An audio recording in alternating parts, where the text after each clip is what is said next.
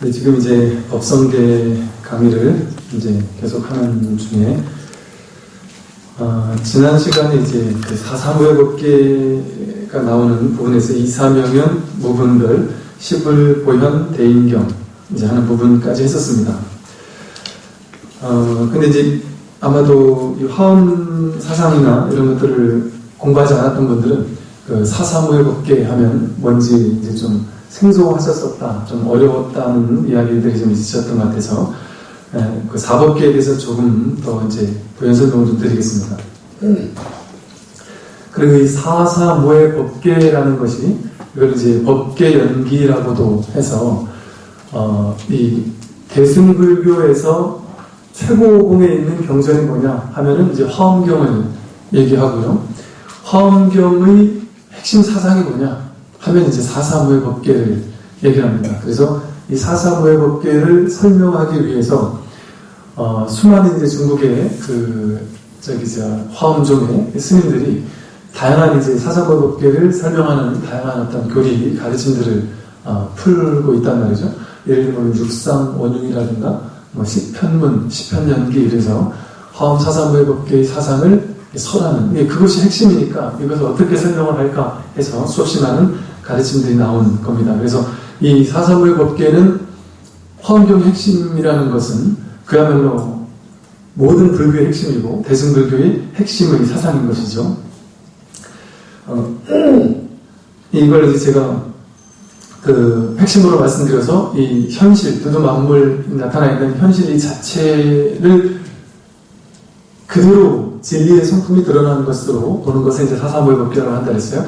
좀 쉽게 이제 말씀을 드리면 보통 이법계, 사법계, 이사무예법계, 사사무예법계 이렇게 네 가지 사종법계를 설하고 있는데 사법계는 그야말로 이 이치와 현실, 현상세계를 봤을 때 이법계는 진리의 세계, 법계는 세계를 세계는 그것 자체로 진리의 세계다라고 해서 법계라고 하지 않습니까? 그래서 이법계라고 하면 이치, 진리, 법신, 그러니까 부처님의 세계, 그러니까 진리 그 자체의 세계를 이법계라고 부릅니다.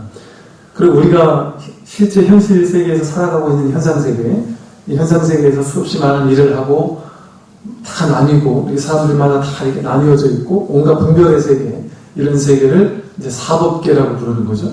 현상세계다 이거죠. 그러니까 현상론, 또 이게 뭐 본체론 이러지 않습니까?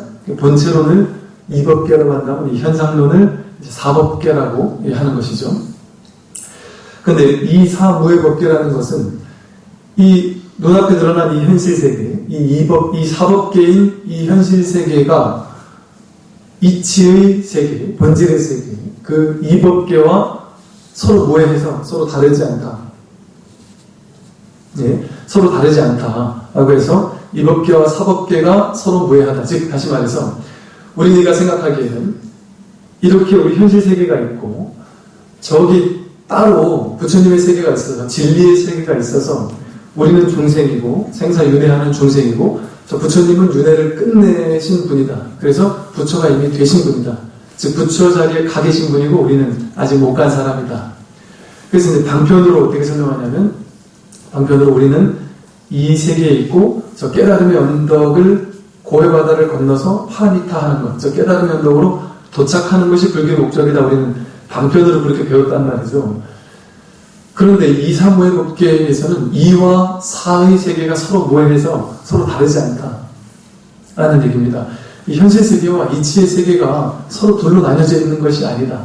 우리는 현실 세계 따로, 이치 따로 이렇게 공부하지만 이치 따로, 현실 따로가 아니다. 그러니까 부처님 진리를 이법계만 너무 공부를 하게 되면 교리에 대해서도 막 빠삭하고 진리를 다 알겠지만 이 현상세계에서 부딪히는 예를 들어 자신의 마음속에 드러나는 하나의 화 하나조차 제대로 다스리지 못한다면 화가 본래 공하다라는 이법계를 알고 있었는데 그 현상세계에 접목이 안 된단 말이죠. 그래서 이치의 세계와 현상의 세계를 아울러서 그야말로 무해하게 아울러서 이제 깨닫게 된다면 이 사가 무해해서 현실 세계를 살면서도 그대로 부처님의 가르침대로 살아갈 수가 있겠죠. 그래서 부처님의 가르침도 알고 이 법계에 대해서도 잘 알고 현상세계에 대해서도 잘 알게 된다면 이사무의 법계라고 해서 이 현실 세계를 이치의 세계와 하나가 되게 만들어서 부처님 가르침을 그대로 현실 세계에 녹아들 수 있도록 아마 우리가 할 수 있을 겁니다. 이처럼 현상 따로 이치 따로 이렇게 있다라고 우리는 배웠고 그 현상과 이치는 사실은 둘이 아니다. 서로 무해하다. 서로 걸림이 없다. 이치가 현상이고 현상이 이치다. 이렇게 이제 얘기하는 것이 이와 사가 서로 무해해서 걸림이 없다. 이렇게 표현합니다. 근데 이제 나아가서 이 사사무해법계라는 것은 현상세계와 현상세계 자체가 이 현상세계와 현상세계 두두 만물의 수없이 많은 현상세계라는 그 자체 현상과 현상 자체가 서로 걸림이 없다. 서로 자질무해하고 융통한다. 서로 상직상립한다. 서로 즉하고 같아지고 서로 이게 투입해서 들어가기도 한다. 이 소리예요. 다시 말해서 우리 현상세계와 현상세계는 낱낱이 현상세계는 그냥 이거는 현상세계일 뿐이지. 나는 아직 깨닫지 못했으니까 나는 중생일 뿐이지. 부처가 된 부처하고 나와는 다르지 않느냐. 여기는 모두가 다 지금은 중생 아니냐. 부처가 되는 멀은 아직 어리석은 중생들 아니냐. 이렇게 생각한단 말이죠. 근데 이 사사무의 법계에서는 이치와 사, 이와 사가 그냥 딱 아야물은 허물이 사라지는 경계입니다.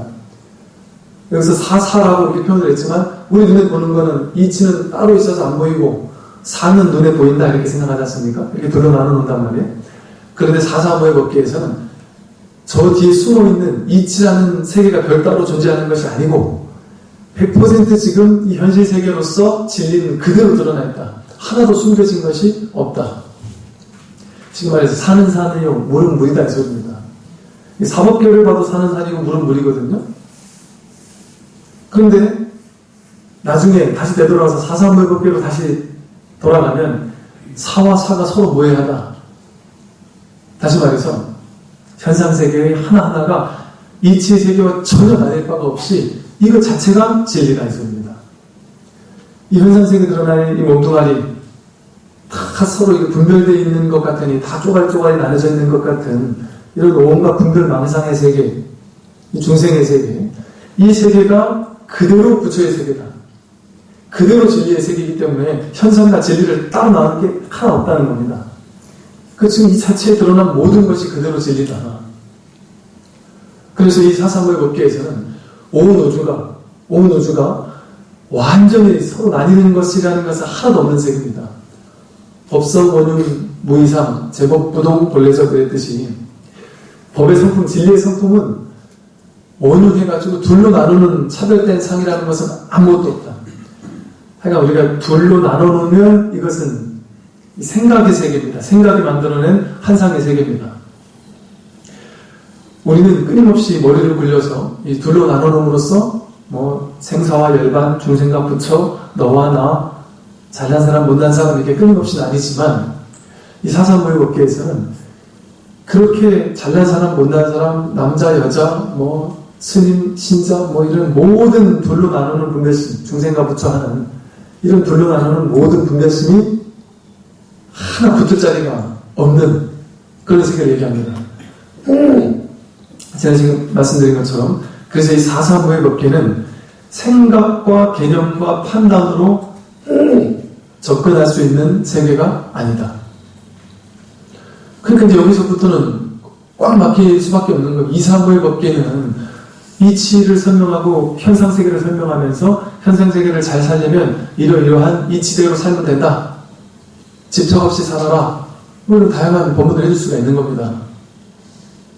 그런데 이 사사무의 법계의 법문에서는 그런 얘기를 일체 방편의 법문을 붙일 수가 없단 말이죠.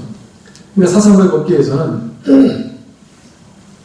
그냥 모든 것이 제법이, 일체 제법이 그대로 실상이다. 저라는 존재, 여러분이라는 존재, 여기 방석이라는 것, 그 모든 것이 그것 자체로 완전히 진리를 드러내고 있다. 제가 여기서 손을 펴고 젓고 하는 이것이 사실은 100% 진리를 드러내고 있는 것이다. 이것을 보고 손이 접었다 폈다 하고 있구나. 접을 땐 작아지고 필 땐 커지는구나. 뭐 이렇게 생각하면 이거는 이제 해석과 망상 분별로 이걸 해석하기 시작하는 겁니다. 사사모의 법계는 이걸 해석하는 것이 아니에요. 손을 피고 접을 때 이것이 바로 진리구나. 이게 바로 진리입니다.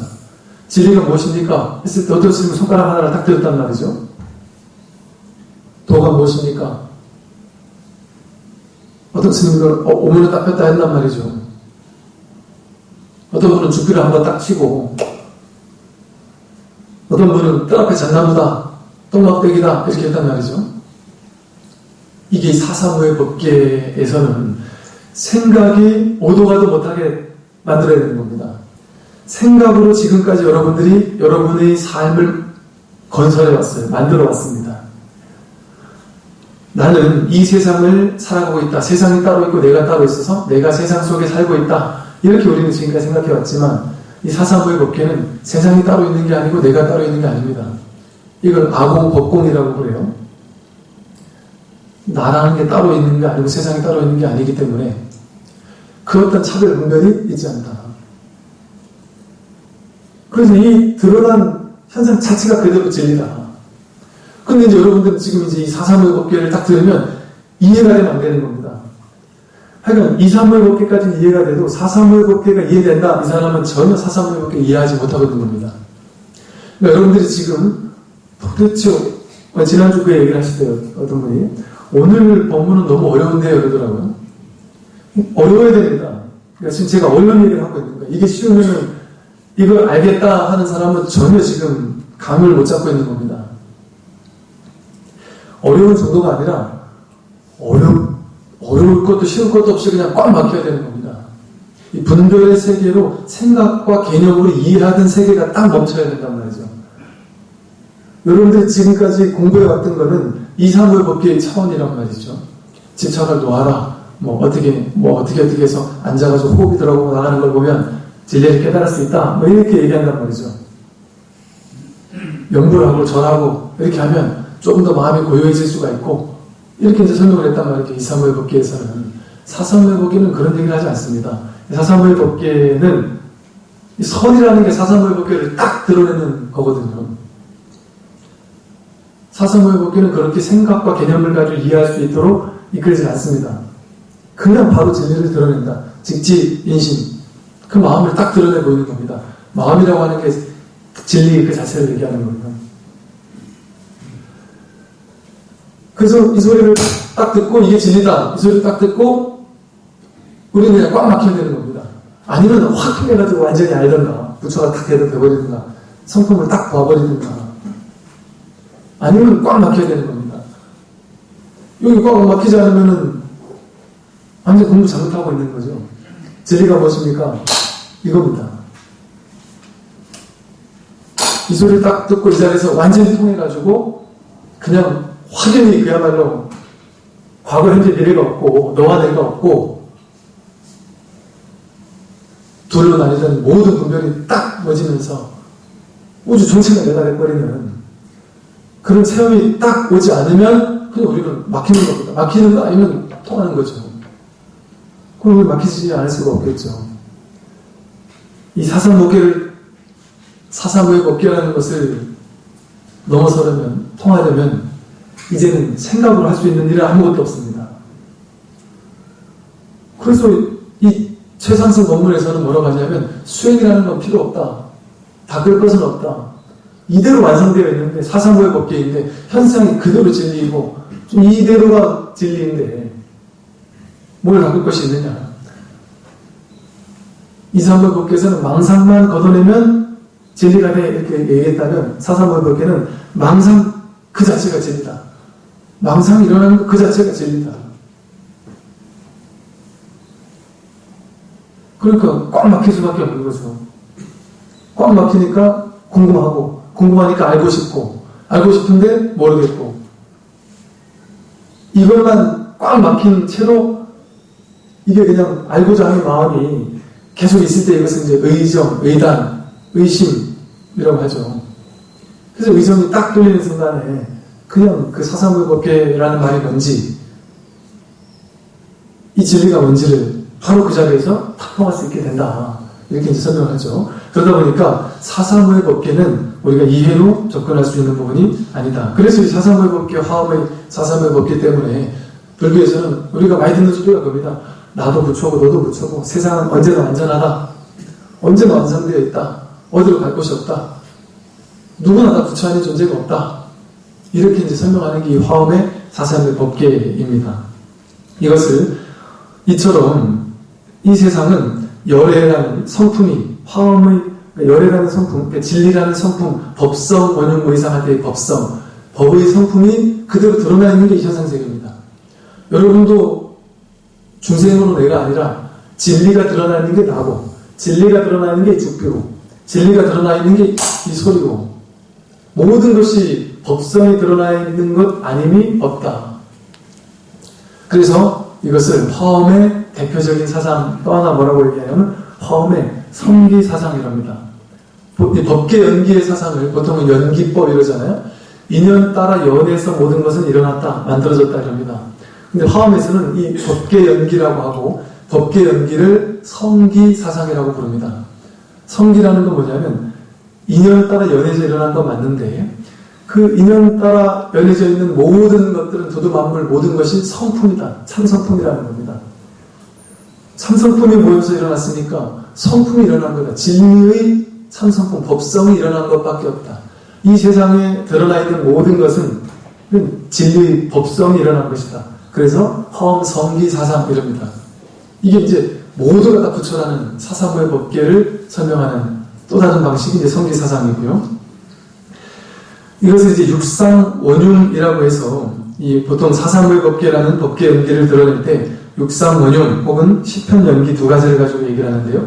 간단하게만 제가 말씀을 드려보면 연기법의 법계 연기에 체상용 보통 우리 이제 체는 본체를 얘기하고 상은 그때 드러난 모습 모양, 용이라는 건 그것의 쓰임을 얘기하지 않습니까?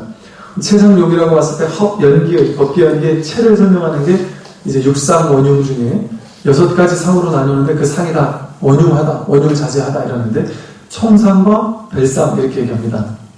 즉 육상의 첫 번째 연기의 체로 되는 게 총상과 별상인데 즉 이 세상은 전체성이라는 어떤 그 총상이라는 게 전체적인 어떤 모습 이걸 총상이라고 합니다. 근데 개별적인 모습이 다 따로 있잖아요. 지금 우리는 하나의 화랑호국사 법회라는 총상으로서 전체의 하나의 총상을 이루고 있습니다. 근데 그러나 한 명 한 명이 다 개별적인 독자성을 지닌 개별적인 모습도 다 지니고 있죠. 집으로 말하면 집이라는 전체의 총상이 있지만 석가래도 있고 기와도 있고 담장도 있고 하나하나의 개별적인 어떤 별상이 이렇게 존재한다. 그러나 이 총상과 별상은 서로를 인연해서 성립되는 것이죠. 총상은 있는데 별상은 없는 게 있을 수가 없죠. 개별적인 하나하나 모여야 전체가 이루어지는 것이죠. 그러나 또 이 개별이 없으면 전체도 이루어질 수 없고, 자동차라는 총상이 있지만 엔진이 없어도 자동차가 갈 수가 없고, 바퀴가 없어도 자동차가 갈 수 없는 것처럼 개별적인 것이 곧 전체이고, 전체가 곧 개별적인 것이다. 전체와 개별적인 건 서로 다르지 않은 원흉무해한 서로가 서로를 살려주고 있고 서로가 서로를 존립하게 만드는 근거가 된다. 그래서 전체와 개별적인 것은 전혀 다르지 않다. 그래서 이 우주 전체와 나라는 존재는 총상과 별상으로 나뉘어져 있지만 원흉한 겁니다. 원흉무해하다. 서로 걸림없이 둘이 아니라 하나다. 전체 총상이라고 해도 이 진리 하나일 뿐이고 별상이라고 해도 이 진리 하나일 뿐입니다.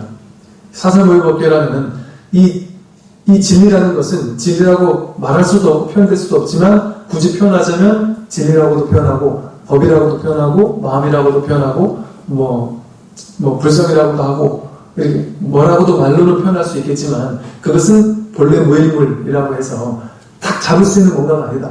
인식의 대상이 아닙니다. 경계가 아니다 이렇게 표현하죠. 진리는 경계가 아닙니다. 인식의 대상이 아닙니다. 머리로 아르마리로 진리를 깨달으려고 하면 그는 할 수가 없는 것이죠.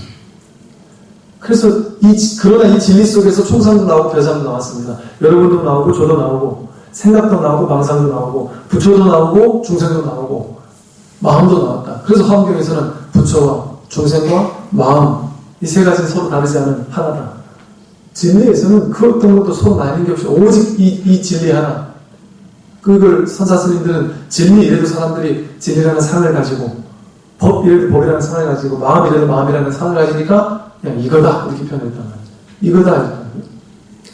이거, 이 진리 속에서 충상도 나오고 별상도 나오고 망상도 나오고 부처도 나오고 모든 것이 그냥 이 진리 하나에서 나왔지 나뉘고 분별되고 차별되는 건 하나도 없다는 거죠. 그래서 이 총상과 별상이 연기의 체락, 번체, 연기법의 번체에서는 총상과 별상으로 나뉘고 연기법의 겉에 드러나는 모습, 상의 측면에서는 동상과 이상으로 나뉩니다. 서로 같은 모습과 서로 다른 모습이로 겉에 드러난 모습으로서는 다 같고 다른 게 다 나뉘어져 있잖아요. 나는 생김새가 상의 측면에서 생김새가 다르고 시계는 시계의 생김새가 다르고 종이는 종이의 생김새가 다르고 서로 다 다르게 생겼지 않습니까? 방석은 그런데 미세하게 또 다르지만 방석은 서로 다 같이 동상으로도 또 있단 말이죠. 나무는 나무로서 동상이지만 나무는 종류별로 또 서로 다른 이상이란 말이죠. 우리는 사람으로서 같은 동상이지만 서로 다른 사람이지만 눈, 코, 입 달렸다는 건 똑같은 사람으로 동상도 있지만 이상이랑 서로 다르다는 측면도 있단 말이죠. 이처럼 동상의 측면과 이상의 측면을 함께 가지고 있지만 사실은 이게 다 본래 하나의 자리에서 나와서 동상과 이상이라는 게 서로 의지해야지만 동상이고 이상이죠. 나 혼자 있으면 차별된 상이라는 게 있을 게 없지 않습니까? 여러분과 내가 같이 있어야지만 같다, 다르다라는 차별심이 나올 수 있지 않습니까? 연기에 대한 존재로서만 같다, 다르다라는 차별이 나올 수가 있어요. 크다, 작다라는 큰 것으로 같다. 너는 크고 나는 작으니까 우린 서로 다르다.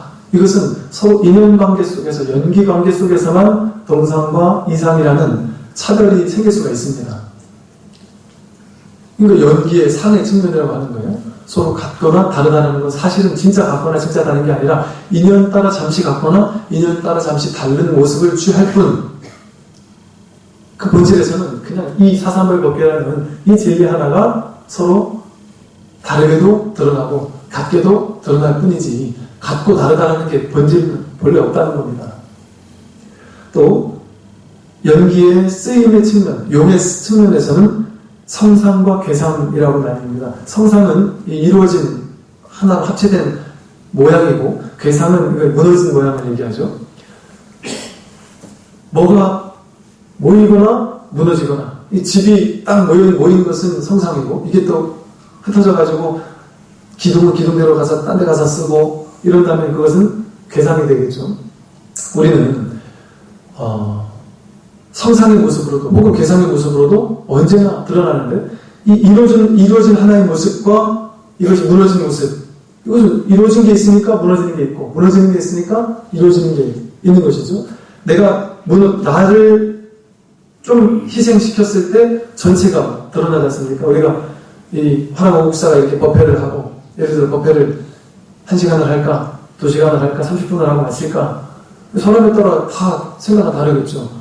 1시간 너무 깁니다. 30분만 하면 좋겠습니다. 어떤 분은 그래서 한 3시간 했으면 좋겠다. 어떤 분은 하루 종일 했으면 좋겠다. 서로 다 개별적인 생각은 다르단 말이죠. 그런데 자기 자신을 계속 고집하면 이 법회가 이루어질 수가 없습니다. 그냥 이 시간을 가지고 우리가 법회를 딱 한다. 여기서 나를 드러내지 않고 내 생각을 잠시 무너뜨릴 때, 그럴 때 이 전체가 이 법회가 이루어질 수 있는 것이죠. 법회라는 하나가 성립될 수가 있는 것이죠.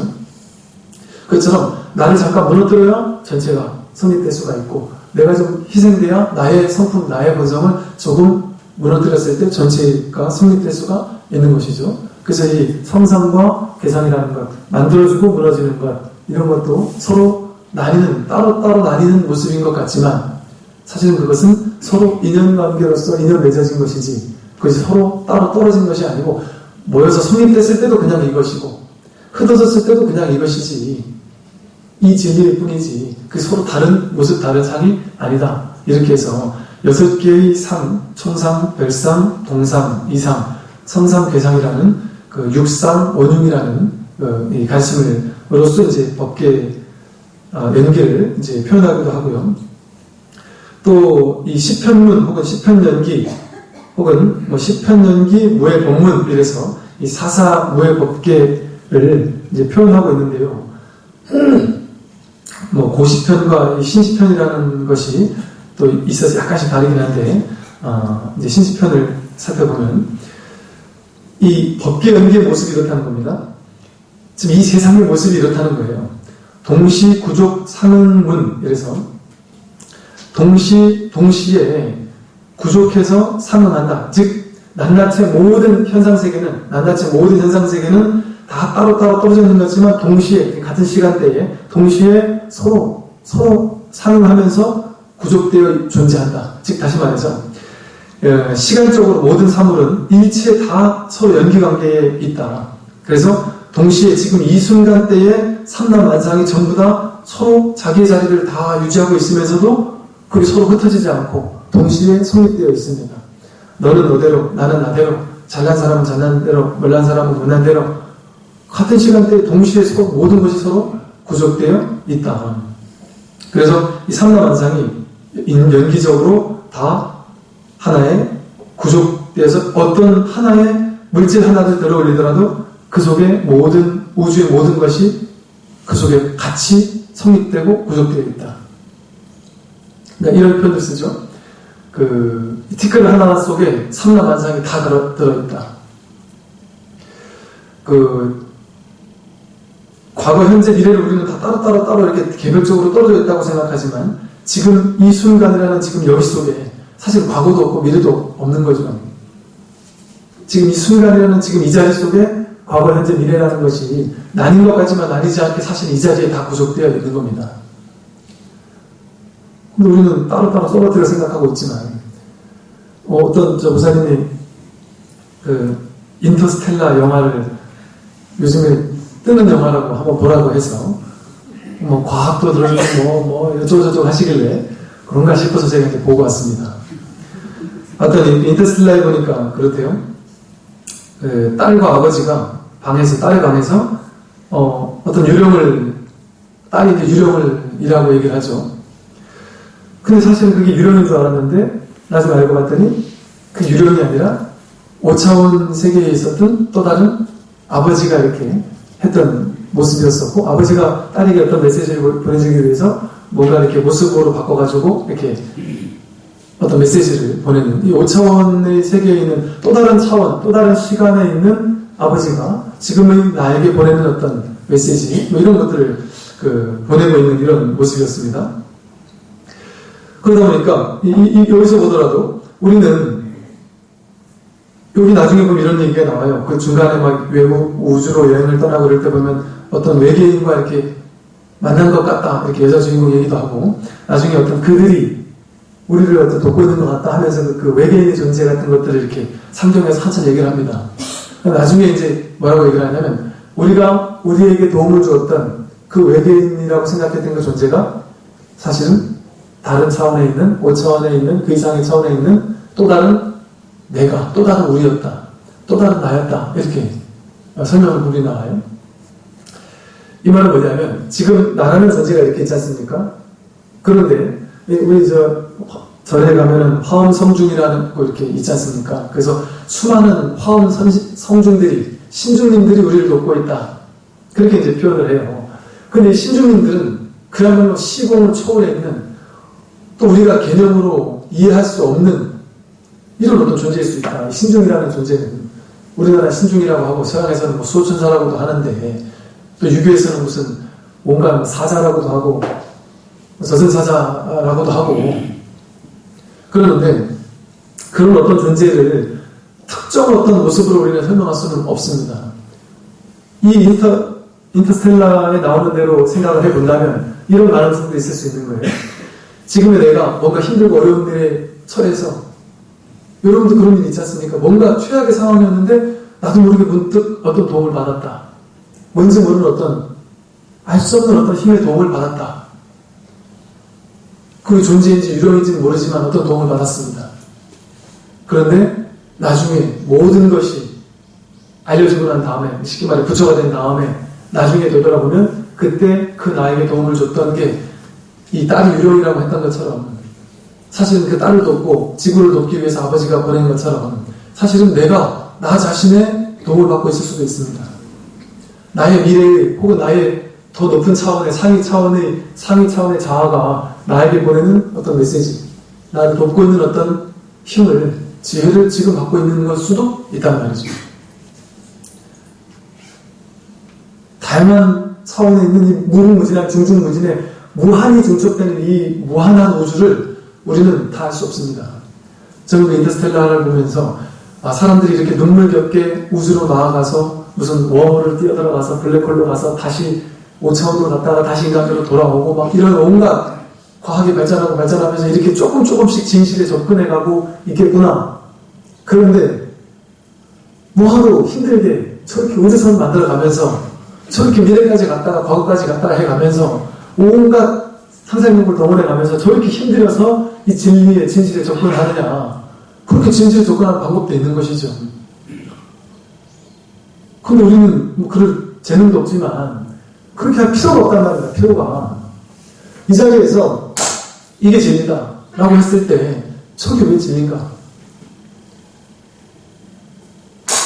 이 진리만 내가 알아야 되겠다라는 발심을 해서 이 진리와 딱 접근하는 순간 그냥 이 모든 것이 그냥 환하게 드러난단 말이죠. 이 수없이 차원간 중첩, 무슨 공간간, 시간간, 과거, 전생, 미래 이런 수없이 많은 것들이 있지만 이 모든 것은 동시에 구족해서 완전히 상응한다. 그 모든 차원과 시간이 모든 것이 서로 구족되어 있지만 사실은 이 하나로 다 통한다 이 소리입니다. 이 하나, 이 진리라는 것은 어려운 것이 아니고 아주 단순한 겁니다.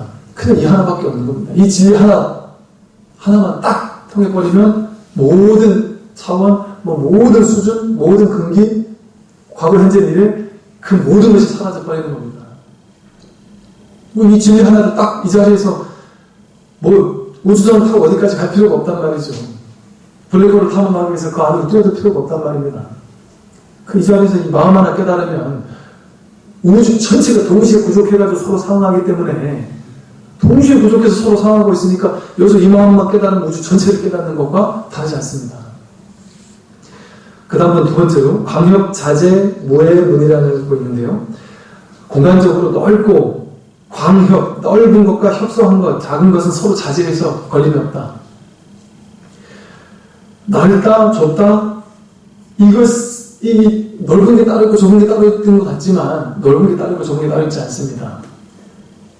이 사사무예법계를 깨닫고 나면 이 손바닥 안에 우주를 들여다놨다 할 수가 있다고 한단 말이죠. 티끌 속에 우주 전체가 담겨있다고 한단 말이죠. 제가 처음 시간에 이 티끌 속에 온 우주의 모든 전부가 파동의 형태로 다 담겨있다 이렇게 표현을 했는데 그거 비슷합니다. 이침을 하는 사람은 이 귀 안에 우리 몸의 모든 것을 다 담고 있다. 몸이 어디가 아플 때 귀의 어느 부분을 특정 부분을 자극해주면 그 부분이 낫는다. 수지침은 손바닥 속에 우리 몸 전체가 담겨있다. 머리카락을 딱 뜯어가지고 후 불면은 손오공이 후 불면 이게 분신을 하지 않습니까? 지금 그게 맞다고 과학적으로 머리카락에 있는 DNA 하나를 딱 재생을 하면 그 사람의 모든 게 머리카락 DNA 속에 다 들어있습니다. 하나는 그 전체를 반영하고 있는 거예요. 광역, 넓다, 좁다, 큰 것과 작은 것, 이거 서로 다르지 않은 겁니다. 우리가 아는 말의 분별심 속에서나 큰 게 있고 작은 게 있지. 우주 전체로 뛰쳐나가나 아니면 세포 속으로 뛰어들어가서 이 원자핵 주위를 도는 원자를 탐구하나 결국에 이르는 진실은 같은 곳에 이른다.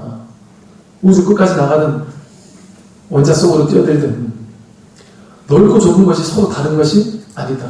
그 인연 따라 작다고 느껴지고 인연 따라 크다고 느껴지는 것이고 인연 따라 내 분별심이 작다 크다라고 판단 분별하는 것뿐이지 실제 크다 작다 넓다 좁다 이런 거 없습니다.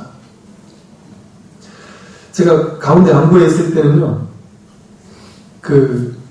가운데 안구에 있을 때 이제 우리 군중병을 데리고 야 너 이제 이 소원이 뭐였냐면 한 몇 주 이렇게 장보러 밖으로 안 나가잖아요. 그럼 얘가 소원이 저 시장 구경, 시내 구경 한번 시켜달라고.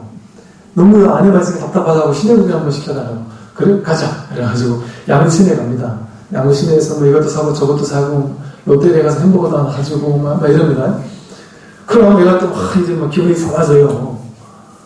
나중에는 몇 번을 그래 갔는데 나중에 양구 시내 언제 데려갈 거냐고. 저는 맨날 갔잖아. 그랬더니 고작 그게 양구 시내냐고. 그러더니만 나중에는 거기만 가도 우리 좋아하더라고요.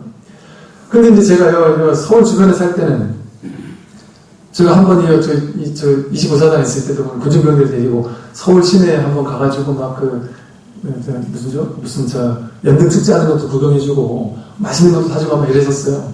그랬더니 이제 그 시내 나가는 거는 얘가 마음에 차지 않는 겁니다. 좀 넓은 서울 시내 구경시켜달라고 이렇게 얘기를 하더란 말이에요. 양구에서는 그냥 나가서 라면만 하나 먹고 와도 행복해 하는데 서울에서는 무슨 빕슨 이런 데 데리고 가달라고 막 이런단 말이죠. 우리 동생이 그런다는 게 아니고. 그러니까 이게 심리적인 요인에 따라 다른 것이지, 이게 시내가 서울은 넓고 양구는 좁다, 이 심리적인 그런 차이인 것이지, 저 꼴짝에서 혼자 사는 사람은 그냥 읍내만 나와도 그건 행복하고 이런 느끼는 것이죠. 그처럼 광협은 서로 자제해서 무해하다. 이 고시편에 보면 이 부분은 대신 제자한 순잡 구덕문이라고 있는데, 순수한 것과 잡된 것에 대한 이제 분별이 나오는데요. 순수하다, 잡되다, 이것도 정해져 있습니까? 인연 따라 달라지는 것이지. 우리는 어느 곳에 가서는, 예를 들어 불자들이면 우리가 다른 종교에 가면은 거기서 우리는 잡된 게 되겠죠. 저러면 우리가 순수하게 되겠죠. 어떤 사람, 우리나라 사람이 한국에 있을 때는 순수 혈통이 되지만 또 딴 나라에 가면은 잡된 게 되지 않겠습니까? 그 인연 따라 우리가 순수한 게 되기도 하고 잡된 게 되기도 하는 거지. 근데 우리는 분별심으로 이거는 정통이고 이건 정통이 아니야. 종교도 어떻습니까? 처음에는 다 이단에서 시작했다가 그게 이제 교세가 넓어지면 정통인 것처럼 바뀐단 말이죠. 그래서 순수하다, 잡되다라는 것도 우리의 분별심일 뿐이지, 본래 진리에서는, 사사물 법계에서는 그런 어떤 차별이 있지가 않습니다. 다음 일다상용 부동문이라고 해서 하나와 많은 것도 서로 용납되면서 그러면서도 혼잡하지가 않다. 하나가고 전체고, 전체가고 하나다. 인지기일체 다지기를 할 때 제가 말씀을 드렸었죠. 그 다음 제법 상직 자제문. 제법은, 일체 모든 제법은 서로 상직해서 서로 자기를 잠시 패해서 다른 것과 이렇게 같아지는 이런 걸 이제 상직이라고 해요. 서로가, 제법은 서로가 상직해서 서로 같아져서 자제하게 서로 같아지기도 한다. 그래서 모든 존재는 서로가 서로에게 들어가 있다. 왜냐하면 우리는 다 서로 나뉘어가지고 차별된 존재인 것 같지만 이 진리의 차원에서 본다면 우리는 하나, 나뉘는 게 없습니다. 자기의 개별성을 다 지니고 있지만 그 안에 하나로서의 서로 상직하는 진리로서의 성품, 부처로서의 성품, 그것을 다 지니고 있다. 그 제법, 일체 만유는 서로 상직하는 그 부처로서의 그 사사물 법계의 그 진리 자리가 다 구족되어 있는 존재들입니다. 그 다음에 은밀현료 구성문이라고 해서 숨은 것과 드러나는 것은 서로를 구성하는 이 사사물 연기관계 속에 있다. 이 이제 금사자장이라는 어떤 책에 보면요, 금으로 만든 사자가 있다 그래요. 이게 이제 예를 들어 금으로 만든 사자다 하면 이걸 보면서 여러분들은 사자다 이렇게 생각하지 않겠습니까? 근데 사자를 보는 사람은 사자만 봐요. 금을 못 보고. 금을 좀 보여주세요 하면은 이걸 가르친단 말이죠. 여기다, 이거다 이런단 말이에요. 그럼 사람들은 그거 사자잖아요 하고 사자를 자꾸 본단 말이죠. 금인데 사자를 본단 말이에요. 이 옆에 이제 사자로 만든 시계가 있어요. 그럼 또 누가 금을 보여주세요. 그러면 시계를 가리킨단 말이죠. 그럼 사람은 그건 시계지 그게 무슨 금입니까? 이런단 말이죠. 이거 똑같습니다. 진리도 이와 같단 말이죠. 진리를 보여주세요. 사사무의 법계 진리가 뭡니까? 이게 바로 진리다. 진리가 뭡니까? 이게 바로 진리다. 그런데 우리는 이 손가락을 본단 말이에요. 컴퓨터공을 보고 진리를 보지 않고 마치 저것과 같이 아무것도 빛이 하나 없는 방에 들어가면 깜깜하죠. 아무것도 안 보이지 않습니까? 근데 우리가 라이터불을 탁 켜면 모든 게 갑자기 다 드러나죠. 인형도 있고 컵도 있고 뭐 그릇도 있고 칼도 있고 가위도 있고 책상도 있고 책도 있고 그렇단 말이죠. 근데 사실 그 모든 걸 다 분별되는 걸 우리는 보고 있지만, 눈으로 보고 있지만 사실 우리가 보는 건 뭐예요? 시계, 책상, 책장, 이걸 본다고 생각하지만 실제 우리는 책상과 책장을 보는 게 아니고 그냥 빛을 보고 있는 겁니다. 빛이 없으면 그 모든 게 볼 수가 없잖아요. 그저 빛을 보고 있는 겁니다. 색깔, 다른 색깔 옷을 입고 있지 않습니까? 근데 우리 어둠 속에 가면 이건 그냥 하나예요, 하나. 하나지. 이게 다 서로 나뉜 게 아닙니다. 다른 색깔이 없습니다. 그냥 하나지. 우리는 무엇을 보다 사실 빛을 보고 있는 거지. 부처님을 보거나 컵을 보는 게 아닙니다. 빛을 보고 있는 것이지. 마찬가지로 이걸 딱 드러낼 때, 이게 진리다 할 때 이걸 보면 안 되고 그 빛을 봐야 된단 말이죠. 이 바탕에 전혀 달라지지 않는 하나. 이게 진리라고 해도 달라지지 않고 이게 진리라고 해도 달라지지 않고 이 소리가 진리라고 해도 달라지지 않는 그 무엇을 지칭해도 다 빛이듯이 그 무엇을 지칭해도 달라지지 않는 하나의 진실, 하나의 진리, 하나의 법, 그것을 보는 것이 이 공부입니다. 근데 이렇게 아까 은밀현료라고 했는데 숨겨진 것과 드러난 것, 우리는 진리는 숨겨져 있고 진리 아닌 것만 드러나 있다고 생각하지만 사실은 이 드러나 있는 모두가 하나도 숨겨진 게 없습니다. 우리가 망상할 때는 숨겨져 있다고 착각하는 거지. 망상하지 않으면 숨겨진 게 하나도 없이 100% 진리는 언제나 드러나 있다. 그러면 진리는 찾으면 찾을 수 없다 그럽니다. 찾지 않으면 언제나 드러나 있고. 그런데 진리를 찾아가는 입장에서는 또 찾아가야 됩니다. 마치 이와 같아요. 우리가 이 은밀현료, 이 숨겨진 것과 드러난 것이 서로 조화를 이루고 인연관계를 잘 맺고 있기 때문에 이 세상이 유지가 되는 거예요. 예를 들어 젊은이가 한 여인과 콩깍지가 껴서 사랑에 빠졌습니다. 이 남자가 그 여자아이를 보니까 너무 순수하고 순진하고 너무나도 그야말로 내 마음에 쏙 들어요. 근데 그 여자도 이 남자가 마음에 쏙 들어요. 그 여자가 보니까 자꾸 이렇게 이 남자 앞에 가면 부끄럽고 내숭도 떨고 그런단 말이에요. 내숭 떠는 모습이 이 남자의 보기 너무 아름다우고 예뻐 보이는 거야. 그러니까 그게 이 남자가 콩깍지 친 사람 입장에서 저분처럼 실체가 안 보인단 말이에요. 그러니까 아예 실체가 안 보이고 그냥 숨겨진 건 안 보이고 그대 드러나는 건 보인단 말이에요. 그러니까 이 최고의 여인인 줄 알고 결혼을 딱 해버립니다. 결혼 딱 하고 났더니 이제 숨겨있던 게 이제 드러나기 시작한단 말이에요. 근데 이미 그때는 결혼했고 자식까지 낳았으니까 어쩔 수가 없단 말이죠. 이렇게 이 세상의 인연은 숨겨진 게 있고 드러난 게 있기 때문에 인연이 서로 조화를 이루는 겁니다. 숨겨진 게 없이 다 드러나 있으면 아마 결혼한 사람 거의 없을걸요? 아니, 미천을 다 봤는데 누가 그 사람하고 결혼을 하겠습니까?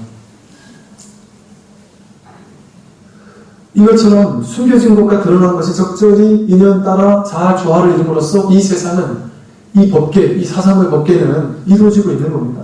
서로에 맞는, 걸맞는 인연을 마음을 맞춰가면서. 그러나 사실은 내가 콩깍지가 끼니까 그게 안 보이는 거지. 콩깍지 꼈을 때는 옆에 사람이 야, 제 실체는 저렇지 않아. 밥을 깨작깨작 먹지만 실체는 막 그냥 다 퍼먹는 사람이야. 아무리 얘기해도 그 믿질 않는단 말이에요. 야, 오해하지 마. 우리 얘는 천사야. 이렇게 생각한단 말이죠. 아무리 얘기해줘도 모른단 말이죠. 콩깍지 꼈을 때는. 숨겨져 있을 때는 모릅니다. 우리가 저 사기당하는 게 그런 거 아니겠어요? 전화 와가지고 어디 투자하면 몇 배가 뜹니다. 그럼 숨겨진 걸 못 보는 사람은 겉에 그 말만 듣고 투자를 냈다 한단 말이에요. 그러니까 거기서 망한단 말이죠. 숨겨진 걸 보지 못하니까. 이렇게 숨겨진 것과 드러나 있는 것은 서로 인연관계를 잘 맺고 있단 말이에요. 그래서 양정문에서 보면 데이비드 봄은 이걸 접힌 질서와 펼친 질서다 이렇게 표현을 하게 됐어요. 접혀져 있는 보이지 않는 세계와 펼쳐져 있는 보이는 세계. 이게 이제 이법계와 사법계를 양정문에서는 이런 식으로 표현을 했던 것이죠. 화엄현담이라는 화엄경을 지속한 책에 보면 반단을 보면 반은 드러나 있고 반은 숨겨져 있다. 그렇게 숨겨져 있거나 드러나 있는 게 아니고 인연 따라 숨겨져 있는 것처럼 보일 뿐이지 실제 숨겨져 있거나 드러나 있는 게 아니다. 그 진리에서는 어떤 하나도 숨겨져 있는 게 없습니다. 100% 명백하게 드러나 있는 게 바로 진리입니다. 그러니까 우리는 진리를 찾기 위해서 없는 걸 찾기 위해서 뛰어갈 필요가 없다. 이 자리에 멈추면 비로소 보이는 것들 한 제목 그래서 나온 겁니다. 그럼 망상 피우고 뭔가 찾으려고 쫓아가려고 달려가니까 보이지 않지만 멈춰야지만 비로소 그 자리가 완성되어 있는 자리구나라는 게 보이는 거죠. 인도로 히말라야로 돌을 찾으러 아무리 돌아다녀도 돌아다닐 필요가 없는 것이죠. 이 자리에 멈추는 일이 필요한 것일 뿐이죠. 언제나 여기도 드러나 있고 히말라야도 드러나 있는데 뭘 히말라야 가서 찾느냐. 여기서 찾으면 되지. 또 미세상용 알림문이라고 해서 그 미세한 것과 미세한 것 하나하나에 능이 많은 모든 것을 서로 함용하고 상용하고 있다. 포섭하고 있다.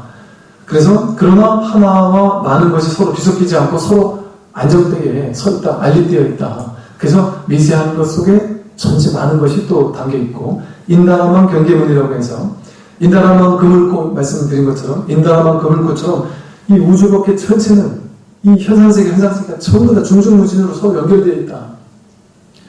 여기는 그냥 법에 나오는 서로 다른 사람이라고 생각하지만 우리나라에서는 사돈에 8촌에 몇 촌까지만 이제 쉽게 말해 탁 까보면 전부 다 친척 아닌 사람이 없겠죠. 연결되지 않은 사람이 없습니다. 하다못해 무슨 대학교 아니면 고향 아니면 뭐 누구 친구의 친구 뭐 사돈의 8촌의 친구의 동생 하면 다 연결되어 있다면 중중무진으로 연결되어 있지 않은 사람이 없다. 이 현상세계 모든 것은 사실 모두가 다 중중무진으로 서로 연결되어 있다. 탁사, 현법, 생혐은 탁사, 이 현상세계 사라는 것에 의탁해서 현법, 법을 드러낸다. 이 현상세계에 드러내서 법을, 진리를 드러내는 겁니다. 이 현상세계라는 아무것도 아닌 것 같은 현상세계가 그대로 사상을 걷기 때문에 탁사, 현법, 생혐은 이것에 의탁해서 진리를 드러낼 수 있는 겁니다. 모든 두루마물 모든 것에 의탁해서 진리를 드러낼 수 있어요. 진리가 무엇입니까? 이거다라고 해도 좋고 그 무엇을 하고 소리를 질러도 좋고 그 모든 것은 그 현상세계에 의탁해서 진리를 드러낼 수가 있는 것이다. 사상물법계니까 당연히 그러겠죠. 10세 격법 이성문 과거 현재 미래 그리고 지금 이 순간이라고 하는 이 10개는 서로 떨어져 있는 것 같지만 그것이 서로 다르지 않다. 앞에서 그 9세 10세 호상직 얘기했던 그런 이야기죠. 주반 원명 구덕문 이래서 주체와 객체, 주와 객, 주와 반이 서로 인연 따라 주가 되고 객이 되지. 인연 따라 나는 집에서는 주고 밖에 나가면 객일 수도 있고 식당에 가면 우리가 객이 되고 반이 되고 그럼 우리 집에 오면 내가 주가 되고 서로 나는 인연 따라 주가 되고 객이 되는 것이지 정해진 주거나 정해진 반이거나 이런 것이 있을 수 없죠. 그냥 주라고 해도 이것이고 반이라고 해도 이것이고 객이라고 해도 이것이고 주인공이라고 해도 이것이고 다시 말해 주인공과 엑스트라는 보조나 조연들은 서로 나뉜 것 같지만 사실 서로 나뉘지가 않죠. 자기 인생에서는 저마다가 자기 인생의 주인공이죠. 남의 인생을 주목해서 볼 때나 그 사람의 인생이 주인공인 것처럼 비춰지고 있을 뿐이지. 그래서 이 주와 객이라는 것은 우리가 주인공은 중요하고 뭐 주인공 아닌 사람은 중요하지 않다라고 착각하지만 그렇지 않습니다. 더 중요하고 덜 중요하고 이런 건 없고 주와 객 이런 건 없단 말이죠. 단지 인연 따라 그렇게 보일 뿐이지 법계의 근원에서는 그런 것들은 일체 있지 않다. 그런 어떤 차별도 있지 않다. 이런 식으로 이 화엄 어떤 여러분들은 지금 이게 이해가 안 되셔가지고 아마 좀 답답하실 텐데 괜찮습니다. 이게 불교에 어찌 보면 가장 최고봉이라고 할 수 있을 만큼 최고 어려운 내용이에요. 최고 어려운 내용인데 뭐 이런 얘기도 뭐 영 안 할 필요는 없지 않습니까? 이제 이런 것도 알아야 여러분들이 그 길로 내가 이제 언젠가는 가야 되겠구나 이렇게 알 수 있기 때문에 이 다음 개송을 뭐 이제 간단해서 말씀드리면요. 능인, 해인, 삼매 중 번출여의 부사의 오보익생, 만어공, 중생수기, 득이익 이랬는데요. 능인 이러면 능력 있는 사람 이럴 수도 있지만 능인 이러면 부처님을 얘기할 수도 있고 그러면 깨달은 도인을 얘기할 수도 있죠. 혹은 어떤 스승일 수도 있고요. 능인이 해인, 삼매 가운데 해인, 삼매는 뭐냐면요. 바닷가가 늘 출렁거리고 있지 않습니까? 그러니까 저 배를 타고 나갔을 때 바닷가에서 이렇게 육지를 거슬러 보면 산도 있고 배도 있고 집도 있고 이런 사람도 있고 하지 않습니까? 근데 물결이 계속 치니까 이게 투명하게 보이지 않잖아요. 근데 고요하고 잔잔한 호수에서는 산이 막 다 비치지 않습니까? 근데 바닷물에서는 이게 비치지 않을 거 아니겠어요? 바닷물에는 하나도 비치지 않고 출렁출렁 거린단 말이죠. 그런데 능인이 해인산매라는 건 뭐냐면 바닷가가 갑자기 이 순간 파도가 딱 멈춰가지고 바다가 잔잔해질 때, 고요해질 때 바다에 그 어떤 고요해서 파도가 하나도 없는 순간이 딱 되면 그때 산도 들도 나무도 집도 사람도 전부 다 환하게 비출 거 아니겠습니까? 바다가. 바다가 그전에 비추지 않으니까 전혀 모르고 있다가 딱 그 순간 고요해짐과 동시에 그 바다 속에 모든 이 우주 만물이 다 드러나 비친단 말이죠. 그대로 명확하게 명명백백하게 드러나 비친단 말입니다. 그러니까 이 현상 세계가 이 현실과 현실 세계 전체가 깨닫지 못했을 때는 보이지 않는 겁니다. 이 사람은 이 사람하고 저 사람은 저 사람하고 서로 차별이 있는 것 같지만 해인산매 같이 모든 것이 딱 능인이 해인산매를 딱 만난 것처럼 이 번뇌망상에 딱 멈추게 되면 모든 게 명확하게 드러난다는 겁니다. 이 해인산매처럼. 이것이 그대로 진리이고 여러분이 그대로 부처이고 생사가 그대로 열반이라는 것이 그대로 드러날 수밖에 없다는 겁니다. 이게 이제 능인이 해인산매 가운데서 번출여의 부사이 번하면은 무성하게 드러낸다. 무성하게 드러낸다. 여의 뜻대로 드러내는 겁니다. 부사이하게 아주 불가사의하게 능인은 해인산매 가운데서 모든 것을 그렇게 드러낸다는 겁니다. 즉 부처님은 진리는 언제나 해인산매 속에서 이 우주 전체의 모든 사사 만물이 이 세상의 만물 그 자체가 이 만물 자체의 뜻대로 부사의하게 진리를 드러내고 있는 겁니다.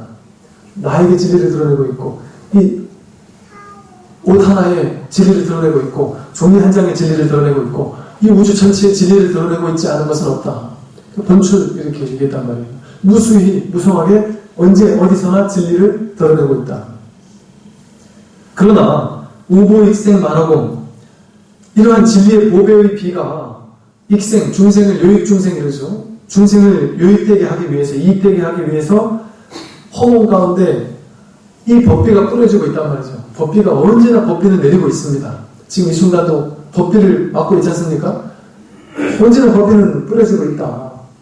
이 사삼무해법계니까 하늘을 봐도 법이고 법비가 내리고 있고 땅을 봐도 법이고 들을 봐도 법이고 법 아닌 게 없지 않습니까? 법비가 언제나 내리고 있지만 중생 수기 득이익이다. 중생은 자기 근기 따라 이익을 얻을 뿐이다. 이익을 얻어갈 뿐이다. 그러니까 이 법비가 내리고 있지 않은 것이 아니고 진리가 드러나고 있지 않은 것이 아니고 중생이 자기 근기만큼만 받아가고 있을 뿐인 겁니다.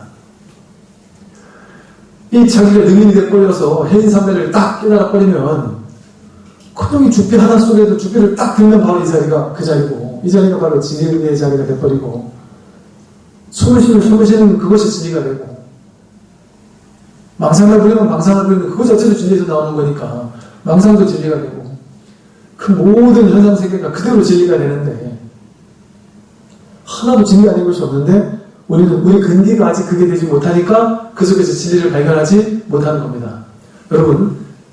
여러분들이 보다 마음이 열린 사람이라면 마음이 열려서 공부에 대한 어떤 공부는 마음을 여는 작업 그거에 다른 게 없습니다. 마음이 닫혀 있으면 이 비를 받지를 못해요. 이게 딱 닫혀 있는데 비가 어떻게 들어오겠어요? 마음을 열어놔야 비가 들어오지 않습니까? 마음이 닫혀 있는 사람, 내가 생각하는 이것만이 진리야, 이것만이 옳아. 이 마음을 열지 못하는 사람은 진리를 내가 아는 것만 받아들이고 모르는 것만 딱 닫아버리는 사람에게는 진리가 들어오지 않습니다. 책을 읽을 때 줄 쳐가지고 요것만 내가 아는 것과 맞는 거니까 야, 이 책 대단하네 하고 좋아하지 않습니까? 그 공부가 안 되는 거예요. 잘 많은 공부가 안 돼요. 왜? 내가 아는 거면 자아를 강화시키고 있는 것 뿐이죠. 자기 생각만 자꾸 강화시키고 있는 것 뿐이에요. 여러분들이 제가 하는 말이 귀에 쏙쏙 들어오는 얘기는 들어오는 거대로 이거 내가 아는 거구나. 모르겠는 얘기는 모르는 거대로 내가 마음을 열었을 때 저 얘기가 언젠가 들어오겠지. 이렇게 마음을 확 열 수 있어야 됩니다. 그 공부는 그래서 마음을 여는 거라 그래요. 만약에 여러분이 마음이 확 열려 있어서 공부가 조금 더 되신다면 예를 들어 제가 만약에 1년 뒤에 어디서 저를 만났다, 아니면 뭐 인터넷에서 법문을 듣던가, 1년 뒤에 제가 하는 법문을 들었다. 여러분들이, 저는 반야신경 강의도 듣고 건강 강의도 들었는데요. 그렇지만 1년 뒤에 제가 하는 반야신경 건강 강의를, 법성경 강의를 또 한 번 듣는다. 그럼 나 들었으니까 나는 반야신경 알아, 건강경 알아, 법성경 알아. 그러고 안 들으면 안 됩니다. 안 된다는 얘기가 뭐냐면, 여러분들 제가 반야신경 강의합니다 이러면 반야신경 저 아니까 그건 안 들어도 되겠네요 이렇게 생각하더라고요. 여러분, 스님들이 해주는 법문은요, 뭔 경전을 하느냐는 하나도 중요하지 않습니다. 무슨 경전을 해도 아무 상관이 없어요. 그 경전을 얘기해 주려는 게 아니고 그 경전을 방편으로 해서 법을 가르쳐 주려고 하는 거니까 무슨 경전에도 아무 상관이 없는 겁니다. 이 경전 공부했으니까 안 해도 되는 게 없어요. 여러분, 저도 제가 3년 전에 건강경 강의하는 것과 2년 전에 강의한 것, 3년 전에 5년 전에 전라남도 광주에서 강의하던 건강경과 3년 전에 속초에서 강의하던 건강경과 여기서 강의하는 건강경이 들어보면은 전혀 다른 얘기를 하고 있어요. 전혀 다른 얘기를 하기보다는 저도 그만큼 벌써 공부가 달라졌을 것이고 그때그때 달라진단 말이죠. 마음을 열게 되면 언제나 이 법을 들으면 그곳에서 새로운 걸 배웁니다. 여러분들이 지금 한번 들었던 얘기지만 여러분 앞으로 5년 뒤, 10년 뒤, 3년 뒤, 1년 뒤에 오늘 들었던 이 강의를 제가 목탁소리 카페에 올려놔서 언제나 들을 수 있도록 이렇게 올려놓을 겁니다. 1년 뒤, 2년 뒤 다시 한번 들어보세요. 지금 이미 들었던 사람인데 깜짝 놀라면 이런 얘기도 했었나? 저런 얘기도 했었나? 내가 마음을 연 게 다르기 때문에, 내 공부가 익어가는 게 다르기 때문에 전혀 다른 공부가 될 수밖에 없습니다. 지금 제가 하는 얘기가 사람에 따라서 우고익생 만호공 중생쓰기 득익입니다. 여러분이 얻어갈 것만 쏙쏙 받아가지고 가져갑니다. 근데 여러분들이 마음이 조금 더 열리고 조금 더 공부가 되기 시작한다면 더 많은 것들을 얻어갈 수도 있고요. 더 신기한 것은요, 깨닫지 못한 사람이 하는 한마디 말에도 깨달음을 얻을 수 있다니까요. 지나간 할머니가 건강경에 대해서 이렇게 한마디 말해보라고 하면서 한마디 했던 얘기 가지고 딱 깨닫잖아요. 아들, 딸, 불교를 전혀 모르는 아들, 딸이 한 한마디 말에 탁 깨달음을 얻는다니까요. 스승에게만 깨달음을 얻는 게 아니고. 어떤 스님은 기왓장에 돌이 딱 튀어가지고 대나무가 기왓장에 딱 맞아가지고 딱 떨어지는 그 소리를 듣고 깨달았지 않습니까? 자연 만물이 일으키는 그 소리 하나를 듣고도 깨달을 수가 있습니다. 마음을 활짝 열고 있으면. 왜? 두두 만물의 사사, 모해법계, 현실, 모든 것이 진리를 언제나 드러내고 있는데, 그 진리라고 생각하지 않고, 새가 울면 새가 오는구나, 또 무슨 생각, 그렇게 헤아려서 들으니까 새소리 속에서 진리를 들을 수가 없는 거죠. 모든 것 속에 진리는 담겨 있지만, 우리가 마음을 닫고 있으면 내가 들을 수 있는 깜냥만큼만 들어오는 겁니다. 그래서 이처럼 이 세상은 언제나 부처님께서 능인이 이 법신이라고도 할 수 있죠. 해인삼매 가운데 번출여의 부사에 그런 뜻대로 부사의하게 모든 것을 이 진리를 드러내고 있습니다. 그래서 이 만호공에 익생 중생은 이익되게 가기 위해서 보배의 비가 언제나 내리고 있습니다. 언제나 내리고 있습니다. 여러분들의 능력에 따라서 이것을 얻어 가시기를 바라겠습니다. 오늘 여기까지 말씀드리겠습니다.